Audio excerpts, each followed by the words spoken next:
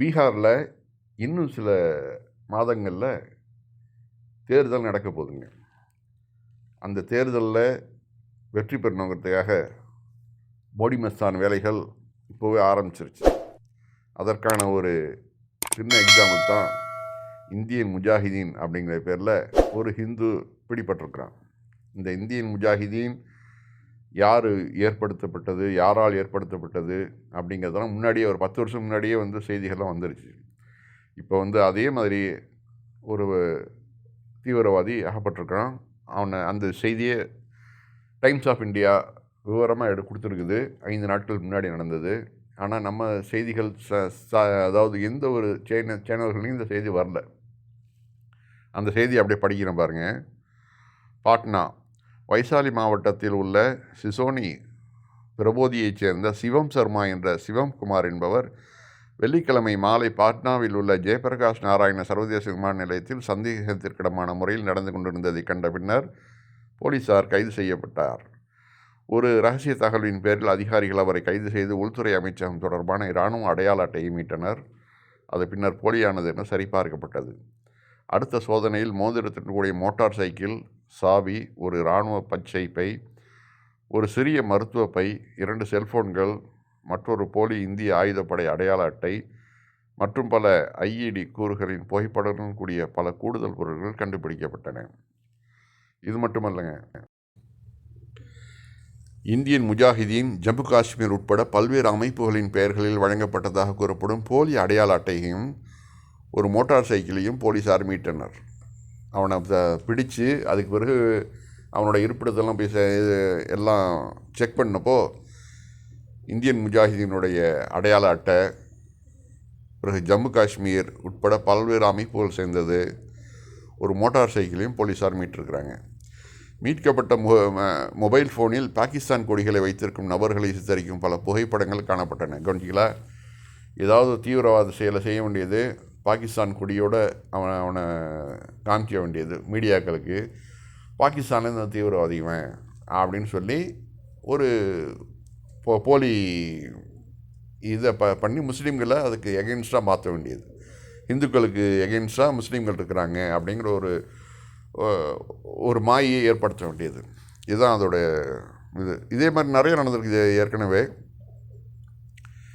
பாட்னா போலீஸார் 318, 319, 336 மற்றும் 338 பிரிவுகளின் கீழ் வழக்கு பதிவு செய்தனர். மீட்டெடுக்கப்பட்ட பொருட்கள் மற்றும் போலி ஐடியின் பின்னணியில் உள்ள நோக்கம் பற்றிய கூடுதல் விவரங்கள் விசாரணையில் உள்ளன.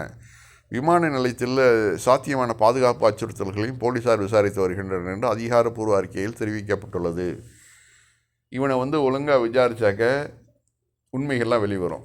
இவனை யார் அனுப்பிச்சது, என்ன ரீசனு, பாட்னாவில் அகப்பட்டிருக்கிறான், இந்தியன் முஜாஹிதீன் ஐடியை வச்சுருக்கிறான், பாகிஸ்தான் கொடியோடு சேர்ந்த ஃபோட்டோக்கள்லாம் அவனுடைய மொபைலில் ஏற்படுத்தப்பட்டிருக்கு.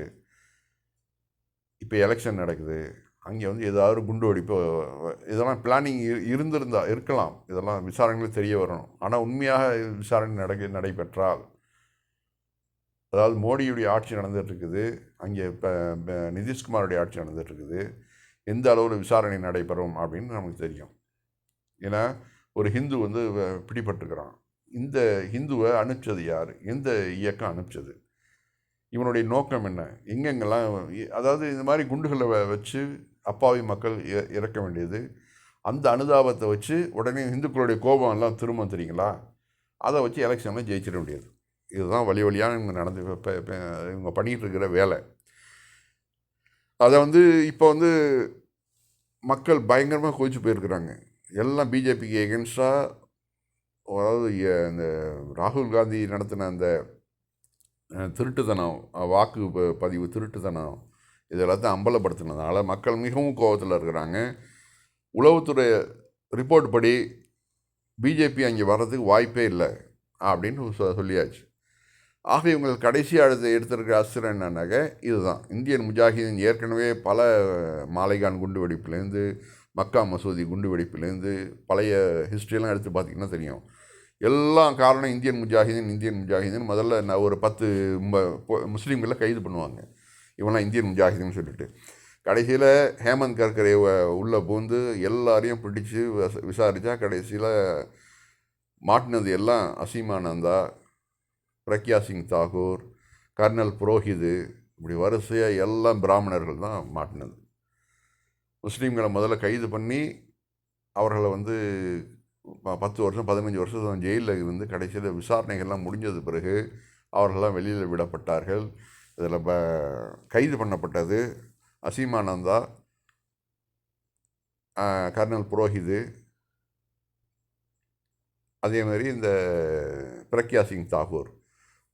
இதே மாதிரி அதுக்கு பிறகு அரெஸ்ட் பண்ணப்பட்ட அத்தனை பேருமே பிராமணர்கள். இப்போ இதை வச்சு என்ன சொல்கிறீங்க?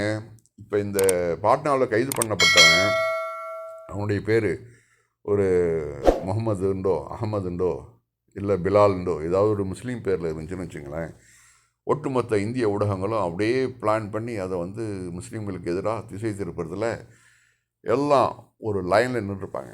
ஆனால் அவர் மாட்டினது ஒரு ஹிந்து. அதனால நம்மளுடைய மீடியாக்களில் இந்த செய்தி அதிகமாக வெளியில் வரல. காரணம் ஏன் வெளியில் வரலன்னா, இது ஒவ்வொரு மீடியாவும் சென்ட்ரல் கவர்மெண்ட்டு பணம் கொடுக்குது. மத்திய அரசு பாஜக கட்சி எல்லா மீடியாக்களுக்கும் பணம் கொடுக்குது மாதம் மாதம். ஆக அவர்களுக்கு ஃபேவரான செய்திகளை மட்டும் கொடுங்க. இந்த மாதிரி முஸ்லீம்களுக்கு ஆதரவாகவோ இந்துக்களுக்கு எதிராக வரக்கூடிய செய்திகளை மட்டுப்படுத்துங்க, வெளியில் பரப்பாதீங்க அப்படின்னு அவர்களுக்கு ஆர்டர் போடப்பட்டதுனால இந்த செய்திகள்லாம் வெளியில் வரல. 1-2 இந்த காசு வாங்காத ஊடகங்கள் 1-2 அப்படியே வெளியில் நியூஸை கொடுத்துருது. அதுதான் நம்ம இப்போ பார்க்குறோம். டைம்ஸ் ஆஃப் இந்தியாவில் 5 நாளைக்கு முன்னாடி வந்த செய்தி இது. நம்ம தமிழக ஊடகங்களில் இது எதுவுமே இந்த செய்தி வரவே இல்லை. ஏன் இப்படி மறைக்கிறாங்கன்னு தெரியல.